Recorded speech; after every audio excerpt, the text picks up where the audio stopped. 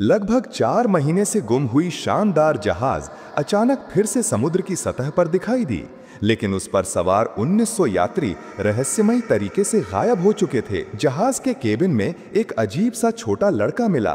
किसी को कुछ समझ नहीं आया, लेकिन सबने उस लड़के को अपने साथ ले जाने का फैसला किया। उसके बाद से जहाज पर अजीब घटनाएं होने लगीं। सबसे पहले तो जहाज के सभी नेविगेशन वाले कंपास खराब हो गए।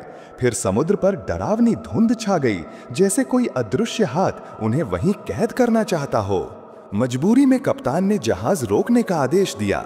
जब वो अपने कमरे में लौट रहा था तो बगल के कमरे से मधुर गीत की आवाज आई। दरवाजा खोलकर देखा तो उसकी मरी हुई पत्नी और बच्चे मौजूद थे। उसने अपने बेटी को गले लगाया, जो 2 साल पहले आग में जलकर मर गई थी। अचानक आग की लपटें उठीं और धमाके की लहर ने उसे कई फीट दूर फेंक दिया। जब कप्तान ने दोबारा सिर उठाया तो सामने सिर्फ खंडहर बचे थे। फिर वो एक भृंग कीड़े के पीछे पीछे अंगीठी में घुस गया। अंदर एक छुपा हुआ रास्ता था जो अंगीठी से ऊपर चढ़ते हुए सीधे उसके अपने कमरे में खोलता था। कप्तान हैरान रह गया।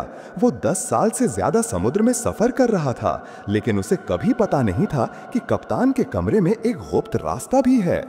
अजीब घटनाएं एक के बाद एक होती चली गईं और ये सब उस छोटे लड़के को मिलने के बाद ही शुरू हुआ था। आखिरकार कप्तान गुस्से में अन्ना के कमरे में घुसा और उससे पूछा, तुम आखिर हो कौन, इंसान या शैतान? अन्ना डर गई कि कहीं छोटा लड़का सहम न जाए, इसलिए उसने जल्दी से कप्तान को कमरे से बाहर धक्का दे दिया।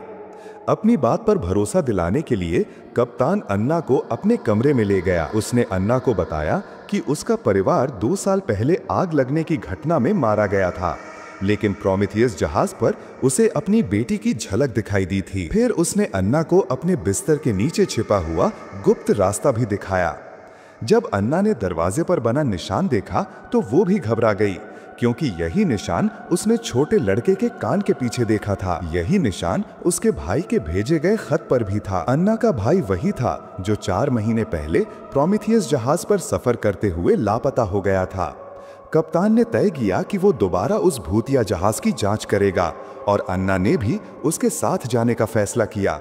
वे सीधे कप्तान के कमरे में गए और वहां भी उन्हें बिल्कुल वैसा ही गुप्त रास्ता मिला, लेकिन ये रास्ता अंदर से पूरी तरह बंद था और वहां किसी के छिपने का कोई सबूत नहीं था।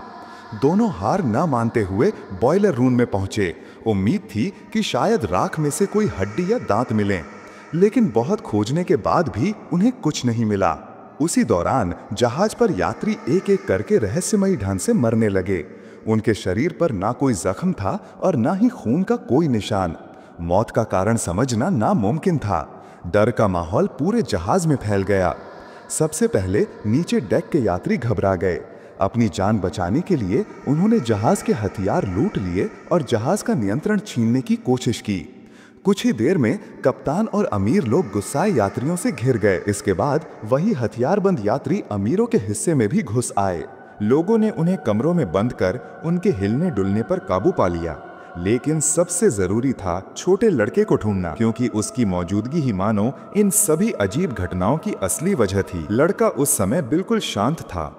उसने धीरे से अपनी जेब से वही भृंग कीड़ा निकाला और उसकी मदद से बड़े ही चतुराई से सबकी तलाश से बचते हुए सीधे कप्तान की टीम से जा मिला। जैसे ही सब लोग लाइफ बोट लेकर भागने वाले थे, तभी दाढ़ी वाला आदमी अपने साथियों को लेकर वहां पहुंच गया।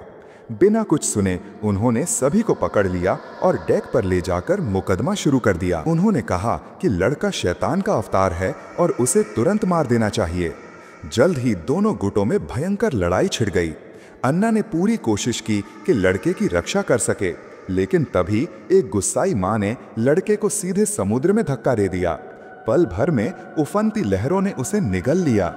अन्ना वहीं स्तब्ध खड़ी रह गई। झगड़े के बाद सब लोग मजबूरी में जाकर डाइनिंग हॉल में छिप गए।